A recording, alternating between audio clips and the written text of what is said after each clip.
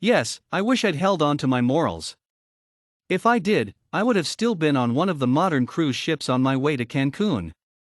A hollow coconut shell would have easily found its resting position in my hand, flaunting its tiny Hawaiian-inspired umbrella, and an adult cherry floating on a bright blue cheap alcohol. My vitamin D demanding skin would have been tanned and not burnt, my new aviators would have been put to use, and my effort would be well on trying to gracefully flirt with the muscular server, who would offer me pea-sized hors d'oeuvres every 5 minutes or so. Well, while I'm busy fantasizing on what would have happened, it's far from reality, so far, that you couldn't even see it from a telescope. I unwillingly felt the dense, frosty water quickly rush through my reluctant lungs without a second thought. Automatically, I unfastened my weak jaw about 180 degrees to gasp for some required oxygen, only to affectionately invite more unwanted water into my shattered body. I perceived the clearest of panic attacks creeping through the surreal corridors of my mind. I sensed it lurking.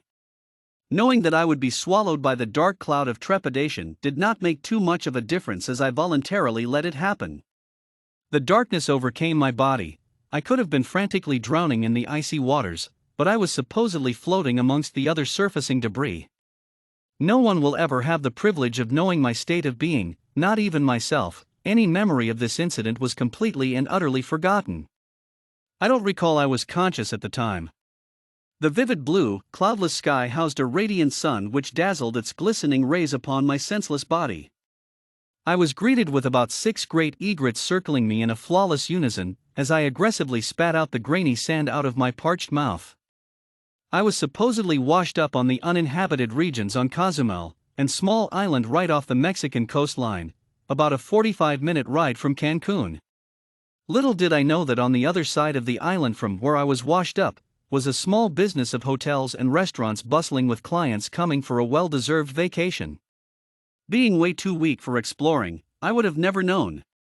I was too dehydrated to think clearly, and standing up so abruptly was an imprudent mistake. Dazed and disoriented, I stumbled and vigorously fell to my knees right where I was washed up in the first place. All my middle school knowledge about never to drink sea water left a blank mark in my memory as swallowed gulps after gulps of it. It did leave a rather bitter taste, but I couldn't care less. I looked back almost unintentionally and noticed a relatively large waterproof duffel bag, then it hit me. My memory steadily began returning. Remembering brief parts of what had happened helped piece the complex puzzle together into what seemed to be an unlikely story which wouldn't receive an excessive amount of empathy. It was all planned out. Every single possibility of what could or could not go wrong was written on those precious A4 papers back at home. Odette and I were entirely sure the heist would lay out perfectly in front of our eager eyes. Blueprints upon blueprints of the cruise ship's hidden vents and vaults unavoidably piled themselves up on my chaotic desk. The exceptionally large corkboard which overflowed with elaborate notes, pins and strings, all lead to this one heist, a heist that Odette and I have been persistently planning for about 2 aching years now. We agreed to the fair deal that she would forage for all the required sources and classified information whilst I performed this rather intricate money heist. But all went burning into high blue flames. I got caught in the act, red-handed, in flagrante delicto, whatever you'd like to call it, but I was frozen clenching the duffel bag filled with money in my trembling hands. When flustered, one's rational reasoning transforms into a ludicrous one beyond description. I bolted through the back door and hurled myself into the Caribbean, facing the deserved consequences of a 72-meter fall ahead of Maine. That was what I now call my quick sniff of death, yet I didn't die. I have no objective as to why I voluntarily agreed to being a crucial part of this scheme. I had no reason to. Odette did find me in a rather vulnerable state of mind and promptly took advantage of my situation. After my mother died a sincerely tragic death, Odette invited herself back into my life after a few years of distance. She cautiously used her well-trained manipulatory skills to draw me into the center of her trap. I was fairly financially stable at the time, and committing such a felony was an unconditionally foolish and an unnecessary act, but she promised that all this would get my mind off the tension, strain, and malevolence of the outside world. I cluelessly believed her.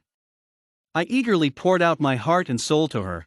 I found comfort in an old friend, and to know that what she's done for me was all for her personal benefit, crushes my core to pieces.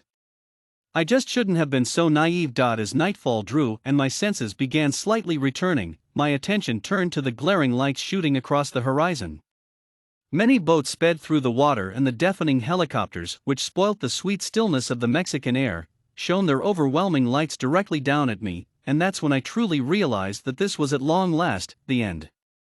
Inevitably, I was subconsciously sure that I could never get away with such an offense. I didn't have the finesse and mastery of a thief, and I could never obtain it.